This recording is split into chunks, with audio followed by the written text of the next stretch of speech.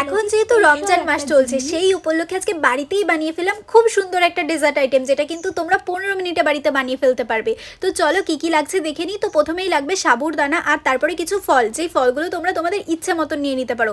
আমি যেরকম এখানে নিয়েছি আপেল, কলা, আঙুর আর হচ্ছে বেদানা। তোমাদের ইচ্ছে মতন যে কোনো ফল তোমরা নিয়ে এটা বানিয়ে ফেলতে পারো। তো ফলগুলোকে আমি ছোটো টুকরো টুকরো করে কেটে নিচ্ছি। আর ওইদিকে আমি সাবুটাকে কিন্তু ভিজোতে দিয়ে দিয়েছি, মোটামুটি 2 ঘন্টা আগে তোমরা সাবুটা ভিজিয়ে নেবে। এরপরে গ্যাসটা চালিয়ে ফ্রাই প্যানে জল গরম করে নিতে হবে। জলটা গরম হয়ে আসলে এর ভিতরে দিয়ে দিতে হবে ভেজানো সাবুগুলোকে একটু সিদ্ধ করে নিতে হবে মোটামুটি 10 মিনিট ধরে। আর তারপরে সাবুটাকে ছেঁকে নিতে হবে জল দিয়ে, আর তার সাথে একটু ঠান্ডা জলও দিও, না হলে কিন্তু দলা পাকিয়ে যাবে। আর এরপরে মেন উপকরণ হচ্ছে কাস্টার্ড পাউডার। অল্প একটু দুধের মধ্যে 3 চামচ মতন কাস্টার্ড পাউডার গুলিয়ে নিতে হবে। আর কাস্টার্ড পাউডারটার জন্যই কিন্তু এটা খেতে আরও বেশি ভালো লাগে। তোমরা চাইলে এখানে গুঁড়ো দুধও ইউজ করতে পারো। আর তারপরে আমি দুধের মধ্যে কিছুটা চিনি অ্যাড করে নিয়েছি। তোমরা যে পরিমাণে মিষ্টাত্ব খাও সেরকম দিয়ে দিও। আর তারপরে কাস্টার্ড পাউডারটা আমি অ্যাড করে দিচ্ছি।